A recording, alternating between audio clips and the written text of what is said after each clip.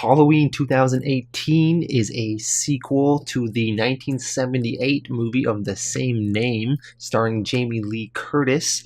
So that was 40 years ago, and now this one is a sequel to that. There's actually been 9 Halloween movies in between, but they have been thrown out of the continuity. They do not count.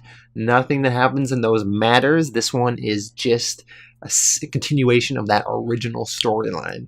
So Michael Myers, this serial killer from the original movie, he's in prison in the beginning of this film, and he's been there for 40 years, and he apparently hasn't said a word. Very mysterious, very ominous. Now, Laurie Strode, played by Jamie Lee Curtis, who was the victim in the original Halloween, she's been really haunted by this experience, and she's sort of trained her whole life to make sure that she never gets in a bad situation like that again. And if she does, she's prepared for it. So she's been outfitting her home with all sorts of lights and traps and secret entrances and stocked with various guns, and she's been practicing her shooting.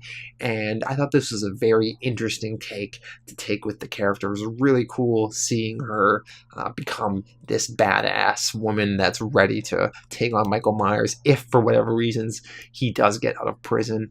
And of course, Michael does get out of prison. He escapes when he's being transferred to a different jail, and when he does escape, it's nearing Halloween Eve, so he goes on a killing spree on Halloween, and that's sort of like the big setup for this movie, and he's going to be coming for Laurie Strode. This movie was directed by a guy named David Gordon Green. He directed all sorts of films. One was a Sundance Film Festival indie movie called Prince Avalanche with Paul Rudd.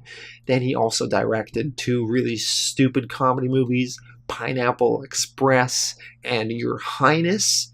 And last year, he directed an Oscar bait, very serious movie with Jake Gyllenhaal called Stronger. That was pretty good. So yeah, he definitely has a wide filmography, and it's going to be interesting to see what his take on Halloween will be.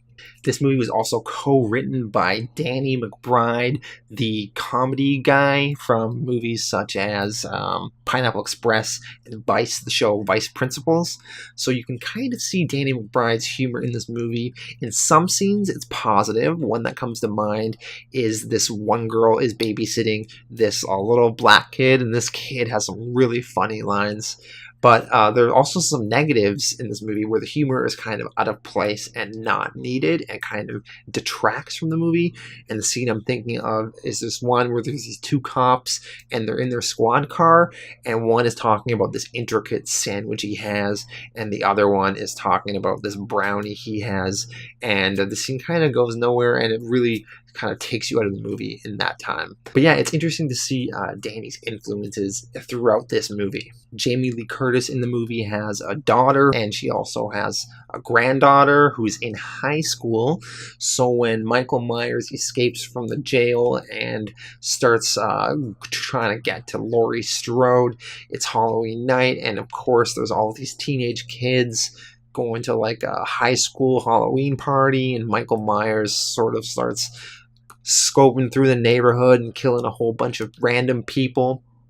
I thought a lot of the scenes with the teenage kids and Michael killing them, or just the teenage kids hanging out, were kind of a waste in this movie, because really the main thrust of this movie is seeing Michael have this battle with Laurie Strode and building to that interaction. But then a lot of the movie is actually just spent watching Michael kill random teenagers, so that was kind of a waste. Finally, as we do build towards that epic confrontation, it does kind of pay off. So Michael's at Laurie Strode's house that's all souped up with various traps and lights, and Michael tries to attack, and Laurie has her daughter and granddaughter there, and they're all fighting Michael. And I won't spoil what happens to Michael in the end, but I thought it was a pretty good ending. You could say it was maybe not open-ended if they just wanted to stop there, or it could potentially be open-ended to leave to maybe future sequels if they wanted to. I thought the ending was good. So yeah, I thought this was a good movie. Now, I'm not a super fan of this series. I saw the original. I haven't seen any of the sequels, so I'm not super invested in the character, but I thought it was really cool seeing Michael and seeing him kill various people, and they're treating Michael as like this unstoppable force, just mowing down people. So I thought this was really cool, really exciting. Some of the action scenes were pretty interesting. I had a really good time with it. I mean, I think other people would enjoy it. It's just a classic serial killer Halloween type movie, and they have that amazing soundtrack, which when you hear it, it's just so epic. So yeah, this was awesome. I would give this one a 7.5 out of 10.